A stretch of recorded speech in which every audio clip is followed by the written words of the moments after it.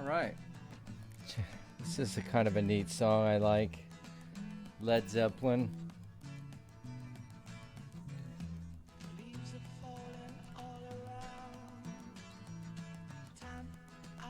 On my way. Anyway, it sounds kind of neat. Today we're going to look at French and Dutch in America. So French exploration and then Dutch claims. We're going to talk about New France, beaver pelts, cour de bois, Jesuits, and that's a spelling error. Black Robe, which is a great movie that I'm going to recommend, La Salle, and New Orleans. We're going to look at the organization of the French colonies very briefly. It's really interesting. It's a fundamental contrast to the Spanish. So again, our goal is to have you make a chart, a sprite chart for both the Dutch and the French as well as the Spanish. Like that. Dutch, French, Spanish, etc. Okay? So I'll show you that again. You can ask questions, whatever you need later. All right. So first and foremost, let's get started. What I want to show you in this map, and these are Native Americans throughout the This is Native Americans throughout North American continent. Again, Mexico is down here. So first thing that you know, and in the way I want you to analyze, this is the area where the French and the English and the Dutch will be spreading to. Okay, and that's where they're going to have their colonies are going to be. So our job is to understand what that looks like for these groups. So one thing I want to point out, this is a map. Look at these names, okay? Micmac, Penobscot, Abenaki, Wampanoag, Mohegan, Pequot, Narragansett, Susquehannock, Iroquois, Huron, Erie, Mosopelea, Shawnee, Tuscarora, Cherokee, Chickasaw, Creek, Choctaw, Natchez, Illinois, Kickapoo, Sauk, Potawatomi, Winnebago, Menominee, Chippewa, Ottawa, Chippewa, Sioux, Cheyenne. Let's see, that's, I don't know, dozens. We could say in all of America there are dozens of different tribes, and I think that's important. There are dozens of tribes up here. And so the significance is, I think, just know that one idea is that there's a ton of different native groups. And that will impact how the different colonial powers will develop their colonies. That's the big idea. That's why we care about this. So let's start. We have, where's French exploration? And I want to show you, again, these will never be on a test. But it's really important for you to know that it's not just once, it's multiple expeditions, and that these three countries, England, France, Spain, four countries, England, France, Spain, and the Netherlands, are competing to take territory in the New World. So 1524, that's 30 years after Columbus. Verrazano gets the coast of North America. He's out here. We already talked about that briefly. Not a big deal. Cartier, 1536, sailed up the St. Lawrence River. This is the St. Lawrence River. And he's going down and he gets to the Great Lakes. He establishes Quebec and Montreal. Okay, so Quebec and Montreal, those are two big settlements on that river. And then you get La Salle. La Salle goes through the rivers and he goes down the Mississippi River. And he gets down to this place called New Orleans and he claims all this territory. We call it the La Salle V. all this territory. This is going to be important later because France and England will have a war, and it'll take place in this territory. France and England will claim similar territory. This border region is going to be claimed by both. And that will be the cause for what we call the French and Indian War in 1754. That rhymes. French and Indian War, 1754. Anyway, so just know there's multiple excursions that the French claimed the center. Basically, this is the Mississippi River Valley. By the way, down here, you have the Spanish. And the Spanish here, this is English. England. And then right here, the Dutch will be there. New York. Okay? All right, what else? New France, 1608 is established. It is part of Canada. Now, the organization of New France is different than the organization of Spain. So if you remember, Spanish colonies, it's by the king, okay? The king is controlling the colony. And it's the Council of the Indies. All right, you got that part? That's the Council of the Indies, direct control by the monarchy of Spain. What's going on in New France is that the king controls it, but very loosely. He says, okay, you want to go to the New World and establish a colony. I will give you a license, a royal license to control, and you'll be in charge of the colony. And so what this means is that it's a company-run colony. So, for example, you get a bunch of investors that create a business, a company. And they say, okay, we're going to put our money into a company, and it's going to be a trade company, and we're going to get profit from the trade in the New World, and we're going to get profit. The king who controls all that territory claimed by La Salle and Cartier, etc., is in charge. He's the head of all that. He owns everything. But he will grant individual licenses, which are approval. He'll give government the king's approval to create a colony.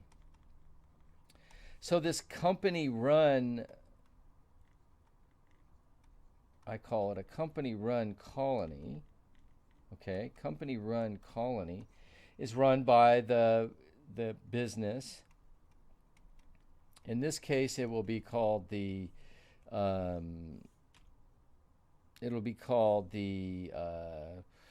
don't know what it'll be called. It'll be called the New France, but it'll be run by a business owner. Do you follow? And the business owner will have two functions. Number one, profit for the company. And number two, he'll be the king's representative. Does that make sense? I hope you're following this. So this company-run colony, the king grants the company a right to create a colony. But you have to follow the French rules, and the French rules will be mercantilist. Okay, and so Samuel de Champlain is a name you got to know.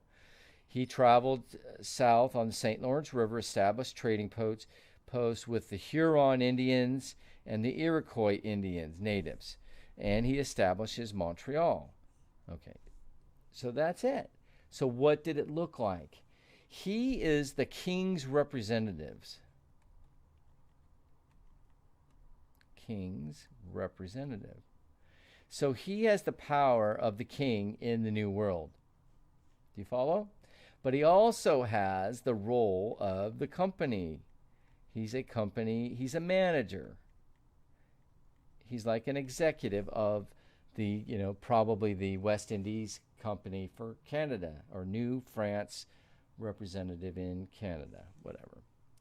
And so the point we're trying to make is this was both a government function and a profit function that he had.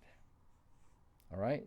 It's very important you get this because the English will try it and then they'll end it. But anyway, they try it.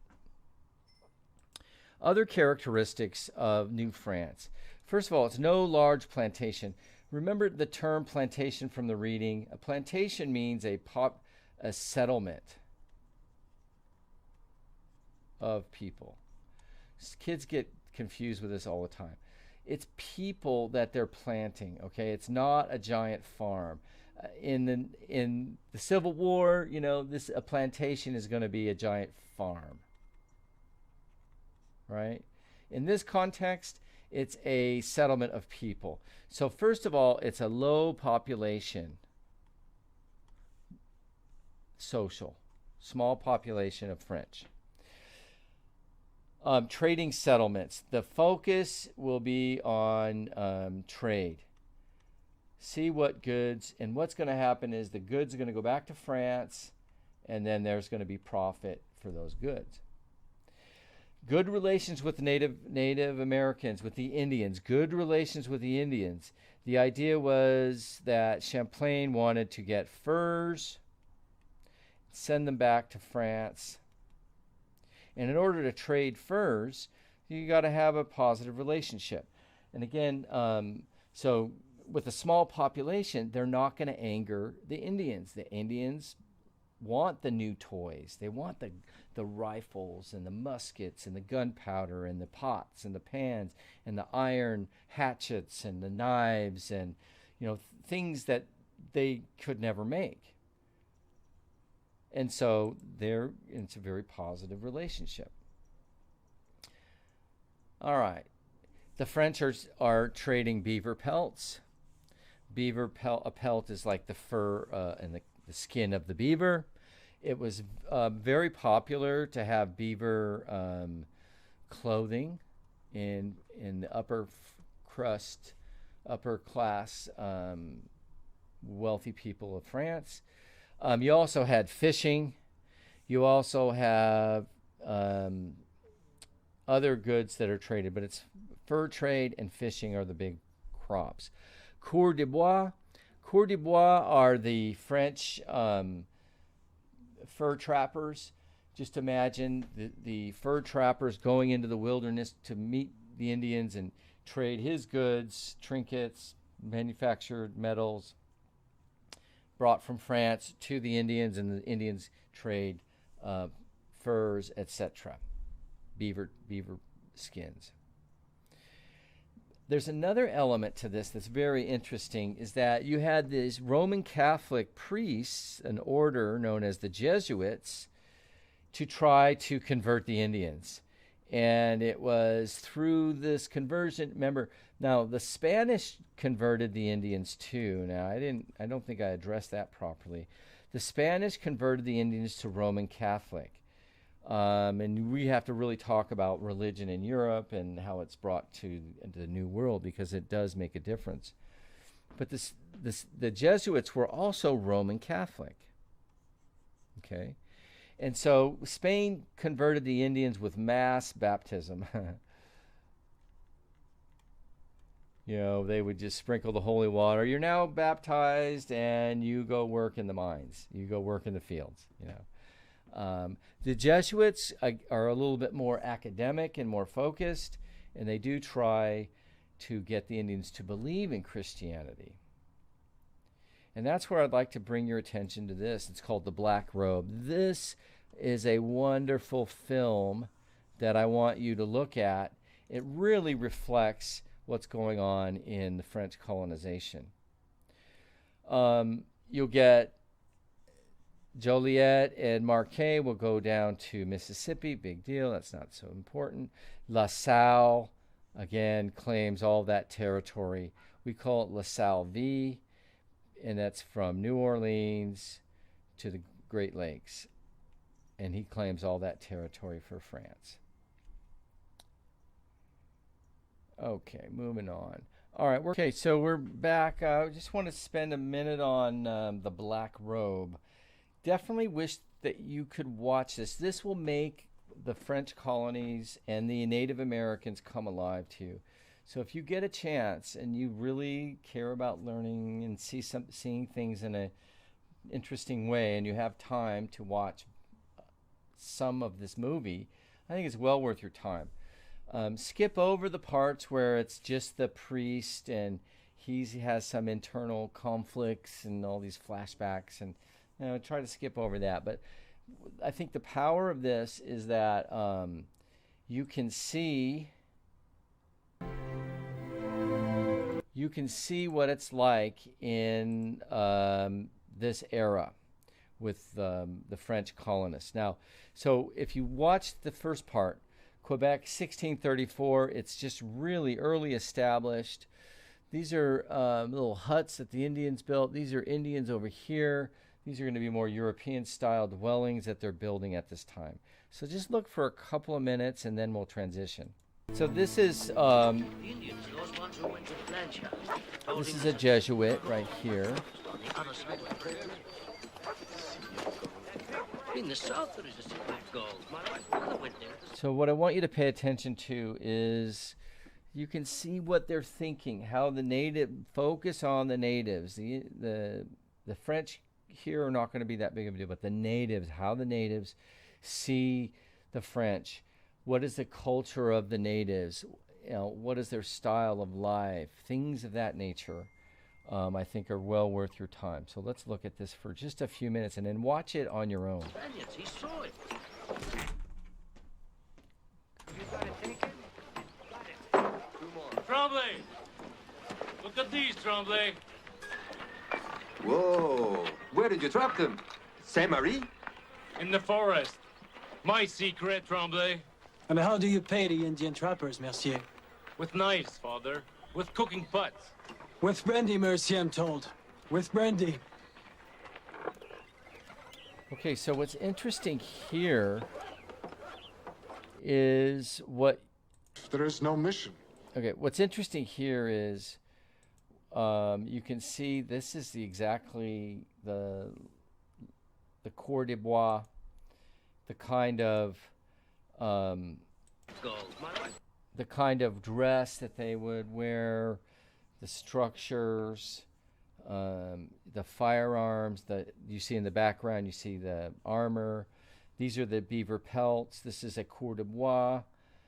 The natives have positive relations with them.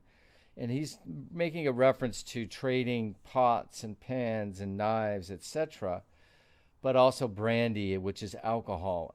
And again, the Indians didn't have alcohol. So those are just some of them. And what if there is no mission? What if your father Laforgue arrives to find yet another 2 Jesuit martyrs? We will cross that bridge when we come to it. And again, so what they're doing is they are, that's Champlain, by the way. The dress and the style is all pretty cool there. So what I want you to pay attention to is the Indians in this. And so what you'll see is it's predominantly about after this first 15 minutes, how the Indians interact with the Europeans. And you get a lot of the native culture and the native lifestyle. It's very, very good quality. So I hope you can watch it, and that's well worth your time. It's called The Black Robe.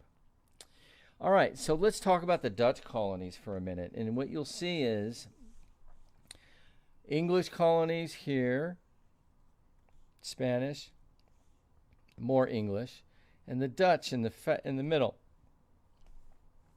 How did they get to claim just that area? What's going on here? How long does it last? What's their colonial organization like? Those are all elements that we want to make sure you know.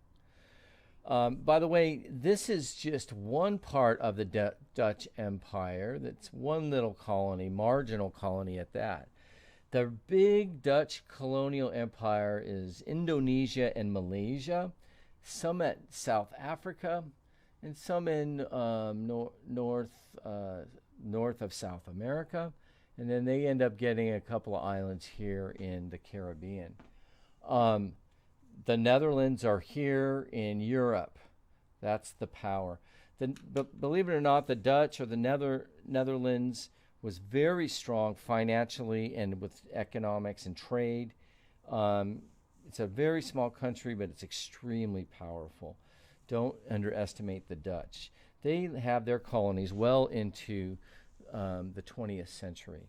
And so they're very, very powerful. So what do we see in the Dutch colonial development? Again, we're looking at Sprite. Try to analyze those items. So what we see is the Dutch West India Company. So again, this is a profit colony. And it's run by a company. But it's also loyal to the government. So what does this mean? It means that the government of the authorization, right, a license, is given to the company. In this case, it's called the Dutch West India Company. Dutch West India Company. Okay, that's important. Now, so the government of the Netherlands gives a license to the company, the Dutch West India Company. And the Dutch West India Company has power of the government. It's authorized and profit. Usually that's a conflict of interest. You can't have the government for one interest and profit for another interest. Usually the government has the interest and profit has a separate interest. But this is the way they set it up, and this is the structure.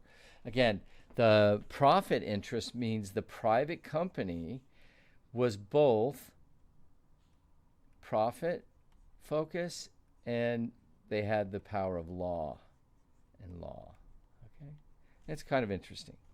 So this company, Dutch West India Company. By the way, I want to show you. Go back to this map. This is East India, and this is West India. Some kids make the mistake and have difficulty with it, but that's what the different East versus West is all about. So the Dutch West India Company is looking for the Northwest Passage, and I gotta use this map over here. So what is this Northwest Passage? Okay, so this is something you need to look at, and on the Northwest, my handwriting is so bad, I'm sorry, passage. And the idea was by going west, so this is west, we can find, especially if we go north, up here and come out over here. Get it? This is called the Northwest Passage. By going up to the North Pole through this area, go through the Western Hemisphere, and then come out over here. That was the short, quickest route to Asia. That's what they're searching for. They hire an English explorer. He was English, but he was working for the Dutch, Henry Hudson, 1609. He said, we need to get to this area known as the Northwest Passage. We're trying to get to India by going north. And what happens is Henry Hudson is going along and he finds this thing called the Hudson River, which is right here at the base of New York City. And he goes north up the Hudson River, and hence his name, Hudson River. It's a massive river going north and south where it ends in New York. So Hudson discovers the Hudson River. Very cool. Hey, let's look at it. Oh, well, you can't see it there. Now, Hudson ends up claiming the territory. The other people established the new colony called the New Netherlands. Wow. New Spain, New Netherlands, New England, New France. Nobody's very original there. The colony of New Netherlands has a good relationship with the Indians, very similar to the French colony, because, again, The Indians are only going to have difficulty with the people that come in large numbers, especially their foreigners or strangers. So in the New Netherlands, there was small population, and they were focused on trade. They were also, again, fur trading. They create the city of New Amsterdam on the island of Manhattan, which they purchased from the Indians. Remind me, that's a good story. I have to tell you about that. Their main leader is a guy named Peter Stuyvesant. That's pronounced Stuyvesant. There's a famous neighborhood called Bedford-Stuyvesant in New York, named after Peter Stuyvesant. He was the strong leader. There's another colony called New Sweden that Sweden establishes in 1655, or establishes around the same time. The Dutch will take over New Sweden. Really important for social aspects and religious aspects. This is a multi-ethnic colony. The Dutch had, not just Dutch people. They will have Swiss and Finns and French and German and English, and even have multiple religions. They will have Jews and Protestants and Catholics. So that's going to be a fundamental portion of it. Religious tolerance.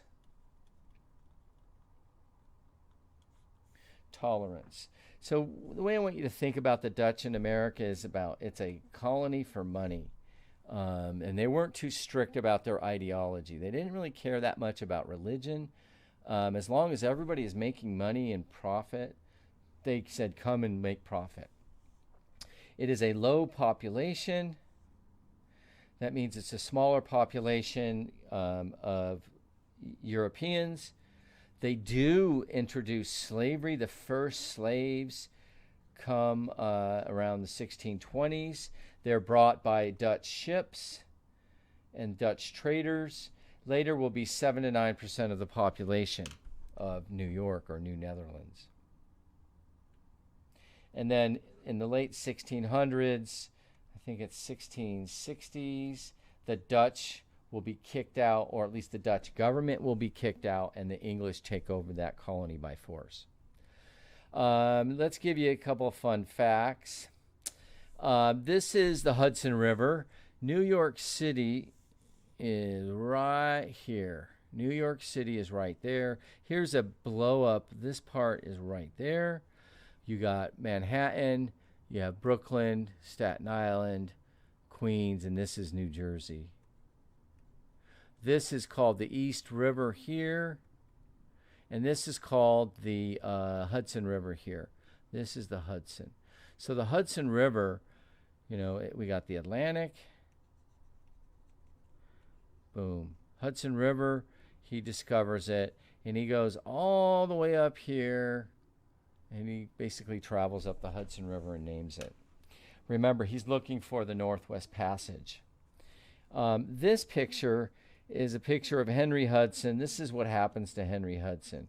He's set adrift on a boat with his son and a few of his loyal followers, and his troops mutiny. His ship mutinies on him. Can I give you one more example of that? He is going up here.